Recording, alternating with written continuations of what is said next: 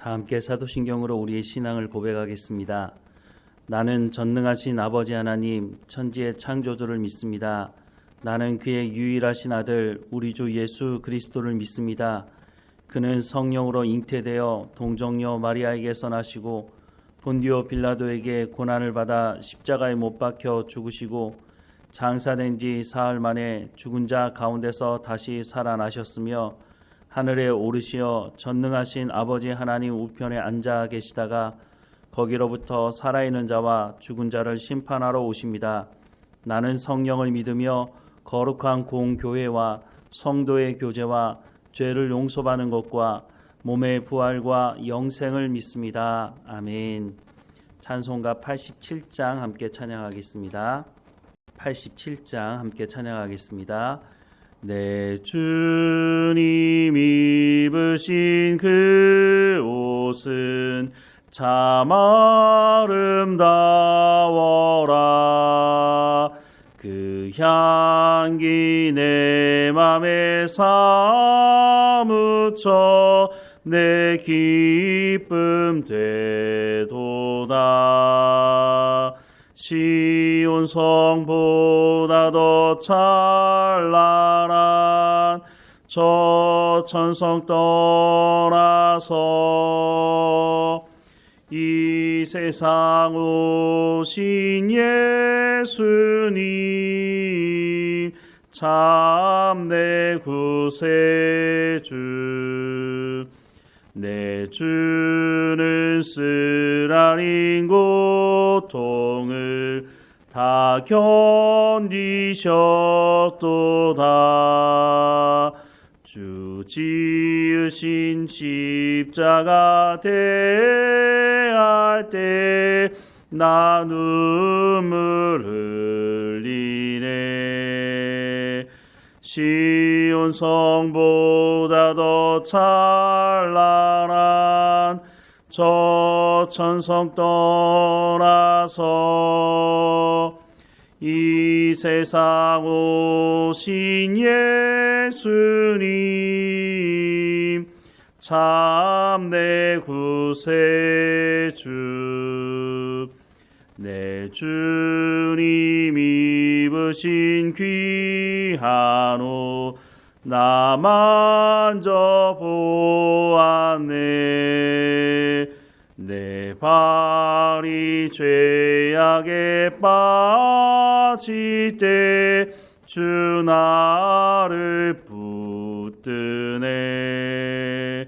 시온 성보다 더 찬란한 저 천성 떠나서 이 세상 오신 예수님 참 내 구세주. 내 주님 영광의 옷 입고 문 열어 주실 때 나 주님 나라에 들어가 영원히 살겠네.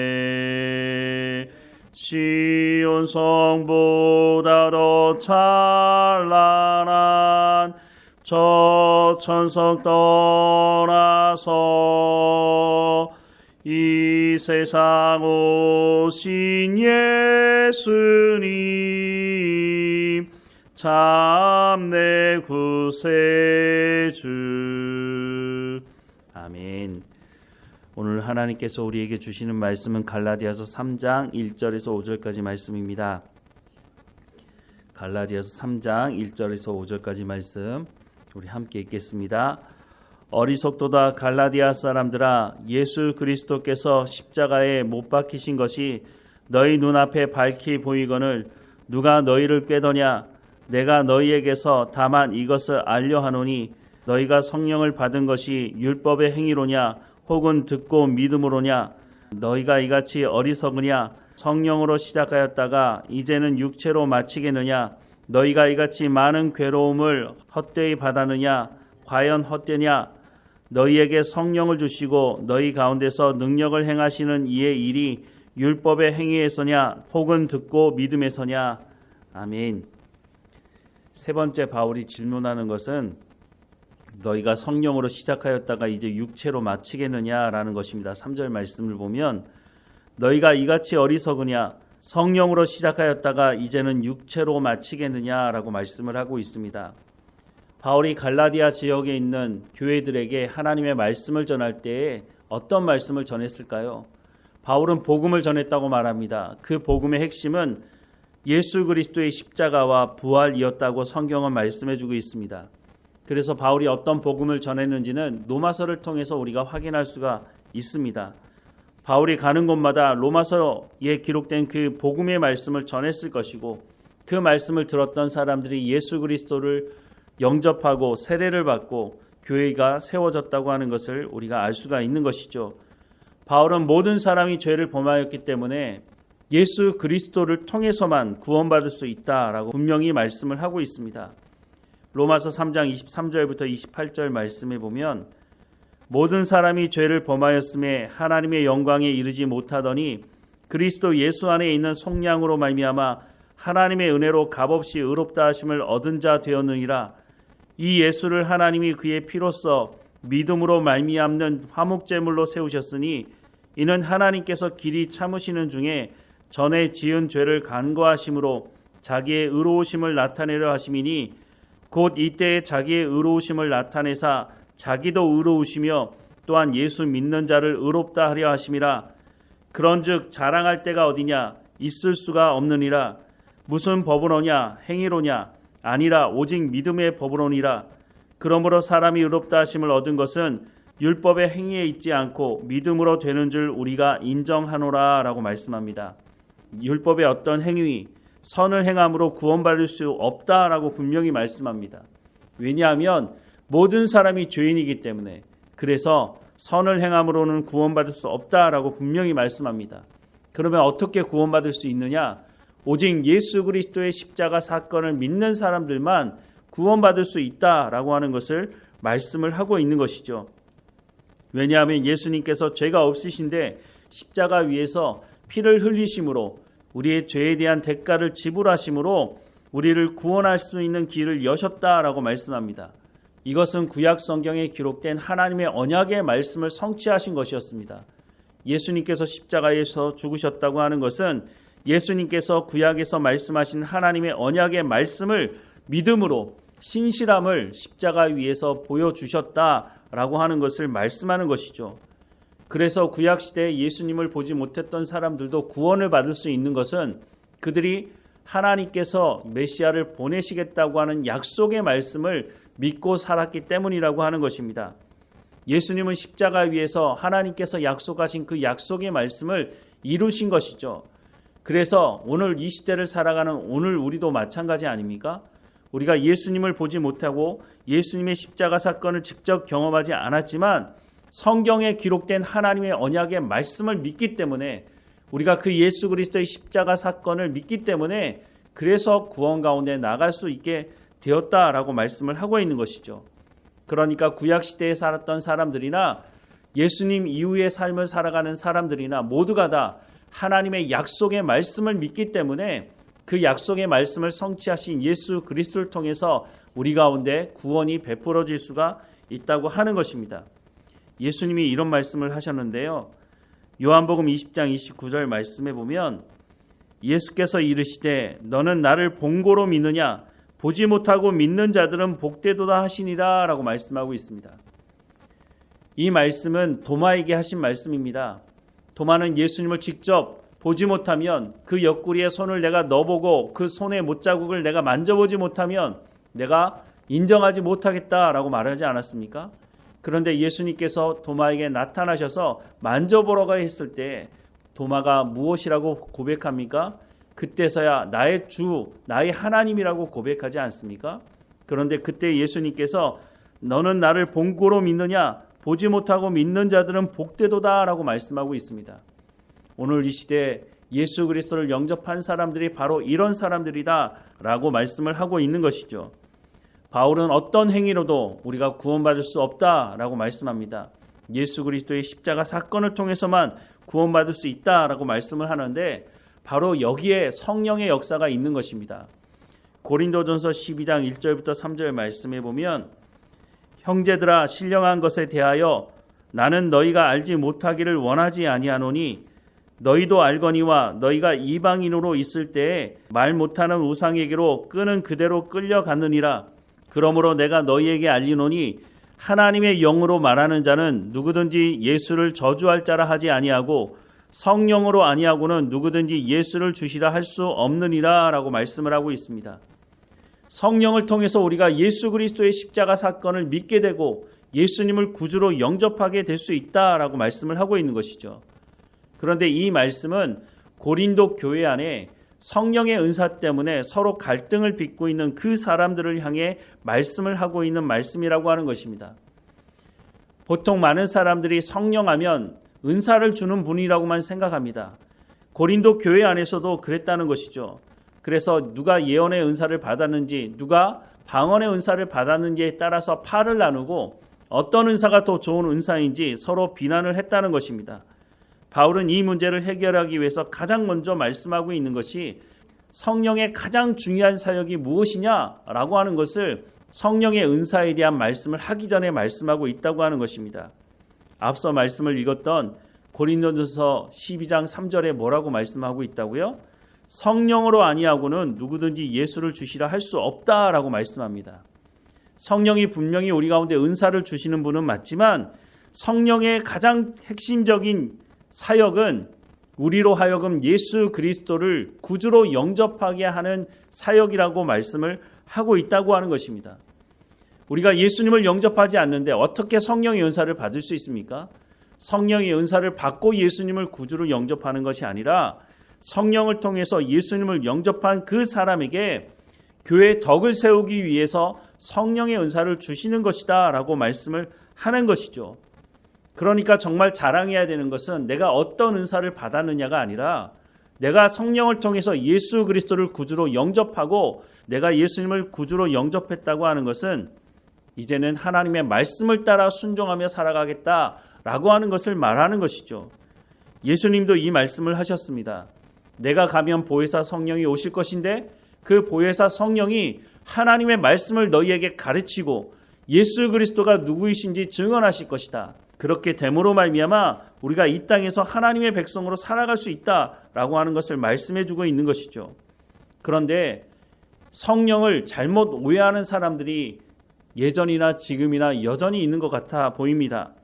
사도행전 8장 18절 이하의 말씀에 보면 시몬이 사도들의 안수로 성령 받는 것을 보고 돈을 들여 이르되 이 권능을 내게도 주어 누구든지 내가 안수하는 사람은 성령을 받게 하여 주소서 하니 베드로가 이르되 내가 하나님의 선물을 돈 주고 살 줄로 생각하였으니 내 은과 내가 함께 망할지어다.